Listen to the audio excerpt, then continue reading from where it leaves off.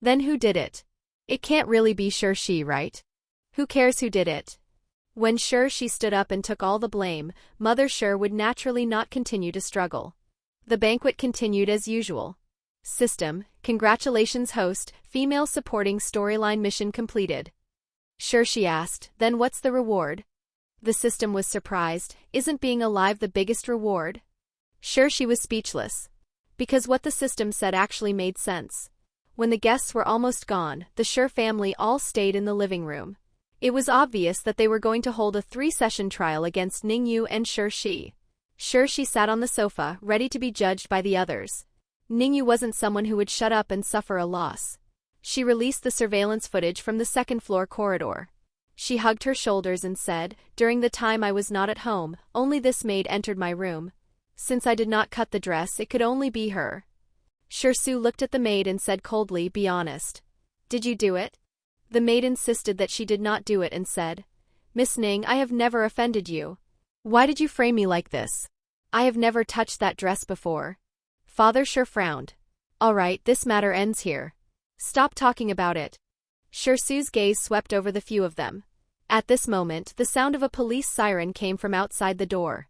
A servant came in to report, Sir, madam, there's a police officer outside. He said that he received a police report.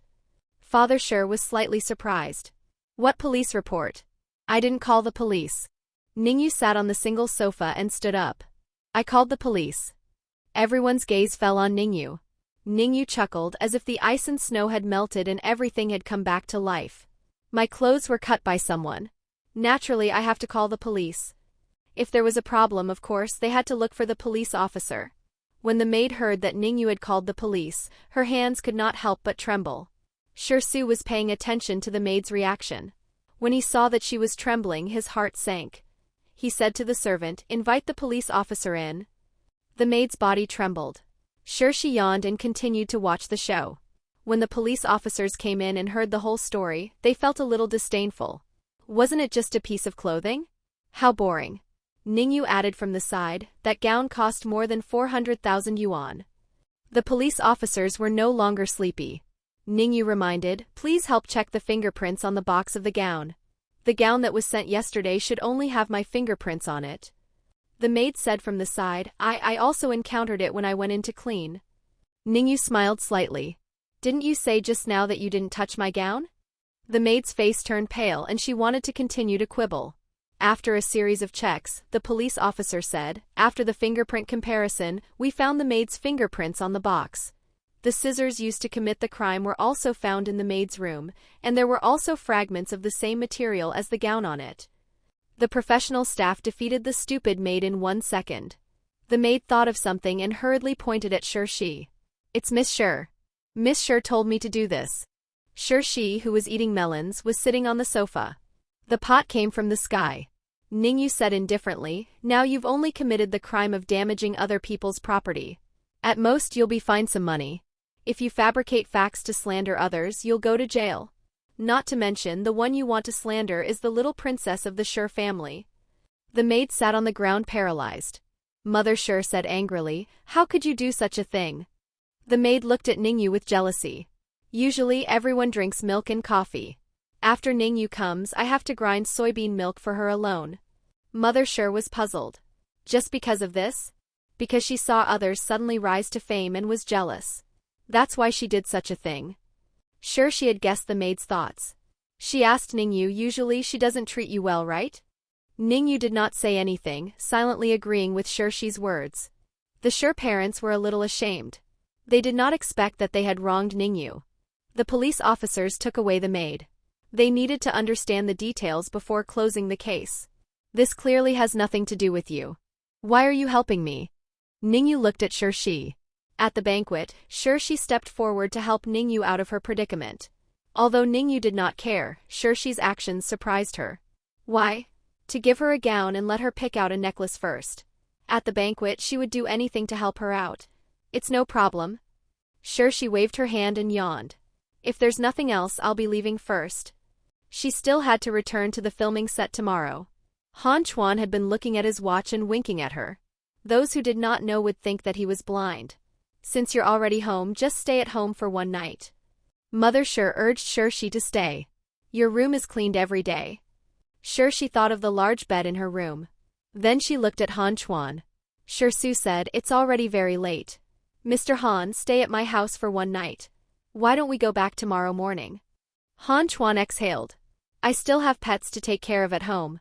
I'll come pick up Shi tomorrow morning. Shi's eyes curved. Goodbye, Brother Han. After sending Han Chuan off, Shi immediately ran to the kitchen. Her eyes turned green. Meat. I want to eat meat.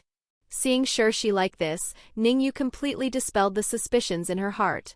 How could she have thought that Shi was a white lotus flower that was brewing some kind of conspiracy? It was obvious that Shi was brainless. It was too pitiful. Although she lived in a rich family, her IQ was not high and she had an excessive kindness. Previously, she had thought that if their identities were not swapped, she would suffer less. But now that she thought about it, she only suffered a little more. If it was Shi who did not have a brain, she might have lost her life.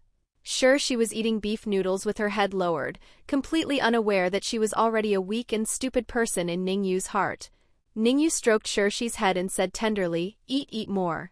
She was still eating the noodles, and there was even greater confusion in her big eyes. Following that, she put down her chopsticks and said unhappily, don't touch my head. My hairstyle? I've been doing it for hours. Ningyu raised her chin slightly and said condescendingly, since you call me sister, what's wrong with me touching your head?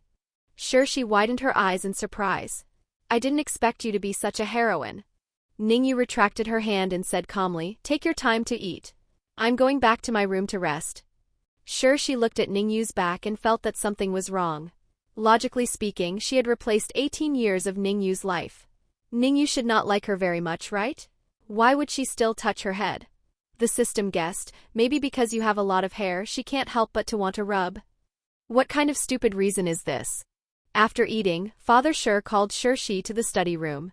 Shi had already showered and was so sleepy that she just wanted to sleep. However, when she thought of the 200,000 pocket money that her mother had given her, she braced herself and went over. She had no choice but to lower her head. If she could only listen to a few nagging words and earn 200,000 yuan a month, she would still be quite willing to be someone's daughter. Forget about being a daughter, she could even be a grandson. Dad, you're looking for me? She pushed open the door to the study and realized that Mother Shi and Su were also there. Mom, big brother, you guys aren't sleeping either? Father Shi let her in and said, I called you over because I wanted to talk about your marriage with Sheng Yan. She immediately sat up straight and pricked up her ears. This was a big deal. Father Shi said, Sheng Ping and I have discussed this. Your engagement with Sheng Yan will remain unchanged. We'll pick a suitable time for you to get engaged and get married after you graduate. As for that girl Ningyu, I'll help her look for a good marriage. Sheng Ping was Sheng Yan's father, the bald uncle. Ningyu is still young. If I meet a suitable young man, I'll introduce him to her, Su added. I'm still young. Isn't it a little too urgent to finalize the engagement now? She protested in a low voice. Mother Shi smiled. Don't you like Sheng Yan the most? Now that the engagement has been finalized, are you shy again? Just as Shi was about to talk about breaking off the engagement, the system pressed down again.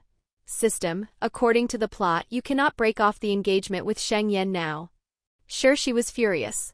Do I want to die or do I want to die? If I don't break off the engagement, won't I be destined to go down the same path as throwing myself into the river and feeding the fish? System, if you finish the female supporting storyline mission, I will save your little life then. She hesitated. Really? The system's tone was weak. I'm not too sure either. She wanted to throw the system away. The system quickly added, but if you break off the engagement, you will lose your life right now. She thought for a moment, and her face turned pale. Then won't I be living a life of constant fear and trepidation of eating my last meal? The system comforted Shi. Don't worry, I'll protect you until you're fed to the fish. What was the use of that? Wasn't she still going to die? Then that's it. Father Shi made the final decision, and even asked for Shi's opinion. Shi, what do you think? Shi and the system were absent-minded the entire time, but they didn't hear anything from Shi. I have no objections. She had to obey her father 100% when it came to money. Even though she did not hear what her father had said. Mother Shi smiled brightly and gently. If you're getting engaged next month, then I'll have to make good preparations. Sure, she was confused. Ah, it's your engagement party with Sheng Yan. You have to go to the hotel and get your wedding dress in advance. Mother Sure was both gratified and reluctant. I didn't expect to marry you off so soon. Father Sure said, our family is so close to the Shengs. We can let Shishi come home often in the future. Mother Sure said, that's good too. I'll go find your mother-in-law tomorrow and book a suitable date. The two of them talked as they walked out of the study room. Sure-Su also got up and patted Sure-Shi's head. He said with a sigh, time flies. In a trance, my little sister is going to get married. I just washed my hair. Don't touch it. Sure-Shi covered her hair. Sure-Su smiled and put one hand in his pocket. Okay. Rest early. Watching them walk out one by one, Sure-Shi stood up and returned to her room. After returning to her room, Sure-Shi asked the system, we were in the study just now. Did they say that we were getting engaged next month? The system replied, that seems to be the case. Sure-Shi lay on her bed, her heart filled with endless sorrow. The system consoled her, don't worry, I will do my best to protect your personal safety. Sure-Shi did not trust the system at all. The system could read Sure-Shi's thoughts and was speechless for a moment. It could only encourage her, good night, host. The sun will rise as usual tomorrow. Sure-Shi said weakly, good night for what? I can't sleep at all. 3 minutes later. Sure-Shi's breathing was even and she fell asleep. System, D*MN, this is called not sleeping. Isn't this faster than me shutting down? The system was so angry that it did not turn off after 5 minutes. It was stuck. It was so angry. The system took a deep breath and was ready to turn off again. Just as the system programs were exiting one by one, the door of Sure-Shi's bedroom was opened. A man walked into the bedroom and saw Sure-Shi lying on the bed asleep. He walked forward helplessly and covered her with the blanket before turning off the lights. The system shut down. The next morning, the alarm clock woke up the system that had just turned on. System, host, wake up, it's time to get up. Sure-Shi pulled the blanket over her head and tried to refuse to get up in an inaudible manner. System is too stunned to speak. The alarm clock was really noisy. The system started to sing, I love you, you love me, Mishua ice cream and tea. Sure-Shi covered her ears. The system, I love you, you love me, Mishua ice cream and tea. Sure-Shi sat up from the bed, her eyes filled with resentment. What are you doing? She knew that the system was not a good thing. Turn off the alarm clock first, it's making me so annoyed. Sure-Shi gritted her teeth and turned off the alarm clock as she said, who's making noise? The system explained, if you didn't set the alarm clock I wouldn't have been disturbed, much less you. Sure-Shi said righteously, then if you didn't enter my mind, why would I disturb you? The system was silent. Sure-Shi got up to wash up and apologized to the system in her mind. It's my fault, I shouldn't have lost my temper at you. The system said, ha ha ha, I knew you would apologize first. What a mistake. Sure-Shi cursed the system in her heart for being too cunning, even more cunning than a human. D*MN. When Sure-Shi went downstairs to eat, she saw Han Chuan already sitting in the living room. Han Chuan's smile was like that of the old days. He showed Sure-Shi the insulated box in his hand and said gently, I've already packed your breakfast. Get in the car. After sending the two of them off, the Sure parents reminded her, don't be too tired. Come home during the holidays. I'll come back often. Sure-Shi reluctantly said goodbye to her greenhouse. System, since you want to stay, why are you still filming? There are no plot points for you to break into the entertainment industry in the female supporting storyline mission. Sure-Shi asked, then I can't go to film? System, of course you can. As long as you don't affect the main storyline, it doesn't matter what you do. Sure-Shi leaned against the back of the car. I'm saving money for myself. As long as I have money, I don't have to take away the Sure family's assets. System, the Sure family's corporation is valued at 500 billion. The atmosphere instantly fell silent. Sure-Shi suddenly understood why the original owner was so shameless to want the shares of the Sure family. That was 500 billion. Not 500,000, not 500 million. Yes. 500 billion. Han Chuan realized that Sure-Shi was in a low mood and thought that she had not slept well. He said, there's an award ceremony recently. Do you want to prepare your own clothes, or do you want me to help you borrow your clothes? Award ceremony? Sure-Shi looked up lazily. What am I going to do? Give someone a round of applause. She was a newcomer in the entertainment industry and she had no results at all. The entire venue was looking at others? Han Chuan, you're going to walk the red carpet. Sure, she remembered that there was a red carpet before the awards ceremony, so she coughed and asked, "What clothes am I going to wear? I've never walked the red carpet before. Do you want to order a custom-made gown now, or do you want to buy one?" Han Chuan knew that Shirshi's family was rich, so he said, "You can borrow a gown from a friend. It's just a red carpet walk. There's no need to buy it. After you borrow it, just let me take a look first." Shirshi nodded casually, indicating that she understood. It was just buying a dress. Wasn't it a small matter to her? Shirshi ate breakfast in the car. She turned on her phone, wanting to take a look at her account. Her account with 8 million followers was directly banned from Weibo because of the illegal operation of buying followers. Shirshi had no choice but to sign up for a new account and start all over again. She thought that no one knew about the new account, but when she opened it, she found that her fans had increased a lot. Number of fans, 180,000. Shirshi was silent. She remembered that her original account had 240,000 fans. After that, her fans increased by 8 million, which was close to 8,500,000 fans. Now she had to start all over again. This is too tragic. She was about to have 10 million fans, but now she had dropped to 180,000 fans. Did it imply that she was just a small fry? Life was not easy. Shirshi sighed. Let bygones be bygones. Han Chuan comforted her by the side. I'll buy back your fans after the limelight passes. Forget it. I'm afraid that my account will be blocked again. Han Chuan was also helpless.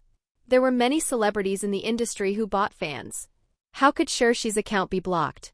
Although you don't have many fans on your account right now, your activity level is very high.